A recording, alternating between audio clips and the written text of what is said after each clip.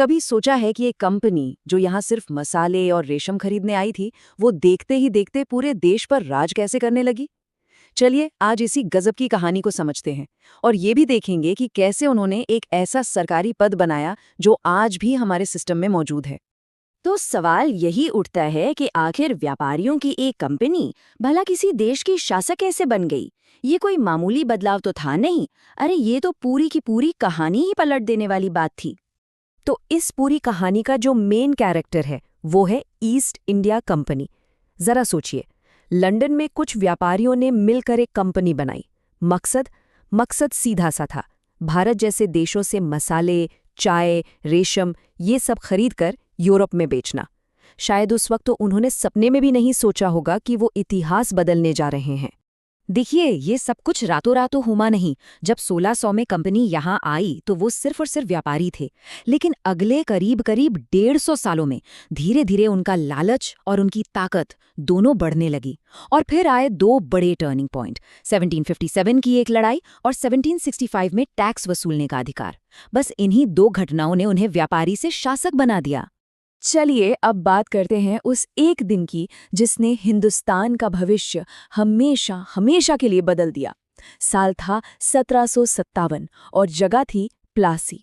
ये सिर्फ एक लड़ाई नहीं थी, नहीं, ये वो मोड़ था जहां से भारत की गुलामी की कहानी की एक तरह से शुरुआत हुई।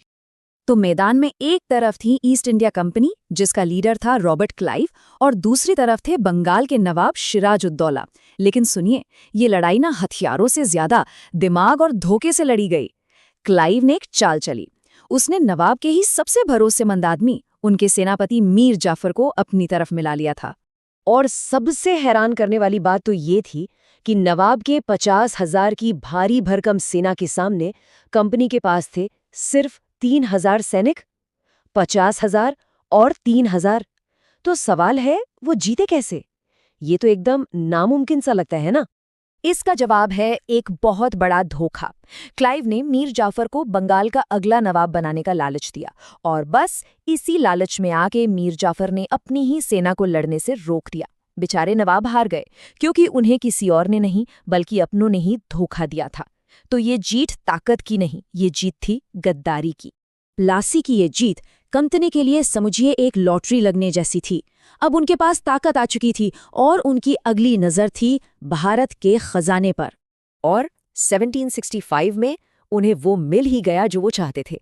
उस वक्त के मुगल बादशाह ने उन्हें दीवानी अधिकार दे दिए। अब इसका मतलब क्या था? इसका मतलब ये था कि कंपनी अब कानूनी तौर पर बंगाल, बिहार और उड़ीसा, जो उस वक्त भारत के सबसे अमीर इलाके थे, वहां से टैक्स वसूल सकती थी।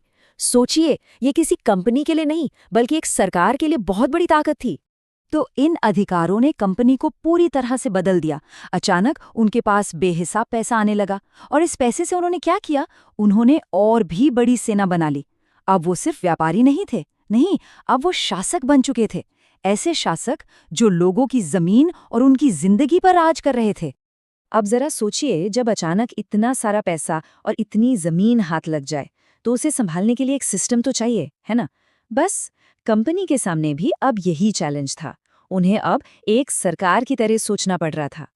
और ये बदलाव सच में बहुत बड़ा था। देखिए, जहां पहले हर इलाके का अपना राजा या नवाब हुआ करता था, अब सब कुछ एक ही जगह से कंट्रोल होने लगा था। मतलब सारी की सारी पावर्स सिमटकर कंपनी के हाथों में आ गई थीं। उन्होंने सिर्फ शासन ही नहीं, न्याय के सिस्टम को भी बदल दिया। हर जिले में 2 तरह की अदालतें बनाई गईं। एक थी दीवानी अदालत, जो जमीन जायदाद के झगड़े सुलझाती थी, और दूसरी थी फौजदारी अदालत, जो चोरी चकारी जैसे अपराधों को देखती थी। लेकिन सबसे बड़ा बदलाव ये था कि दीवानी अदालतों का जो हेड था वो कोई भारतीय नहीं बल्कि एक अंग्रेज अफसर होता था, और उसी को कहा जाता था कलेक्टर। और बस यहीं से कहानी में एक नए और बहुत ही ज्यादा शक्तिशाली किरदार की एंट्री होती है, डिस्ट्रिक्ट कलेक्टर। ये अंग्रेजों द्वारा बनाया गया शायद सबसे महत्वपूर्ण पद था। इस कलेक्टर के पास एक नहीं बल्कि कई सारी पावर थीं। देखिए, उसका मेन काम था टैक्स इकट्ठा करना। वही दीवानी अदालत का मुख्य जज भी था। और सबसे जरूरी बात, वो पुलिस अफसरों की मदद से पूरे जिले में लॉ एंड ऑर्डर भी बनाए रखता था। मतलब पैसा, न्याय और पुलिस, सब कुछ एक ही आदमी के कंट्रोल में। ये बात बिल्कुल सही है। कलेक्टर के आने से हुआ ये कि पुराने राजा महाराजा और जमींदार वो सब बस नाम के रह गए। असली पावर तो अब कलेक्टर के हाथ में थी। एक तरह से वो पूरे जिले का नया राजा बन गया था। तो अगली बार जब भी डिस्ट्रिक्ट कलेक्टर या डीएम का नाम सुनने को मिले तो ये जरूर याद रखिएगा कि इस पद की कहानी एक ट्रेडिंग कंपनी से शुरू हुई थी।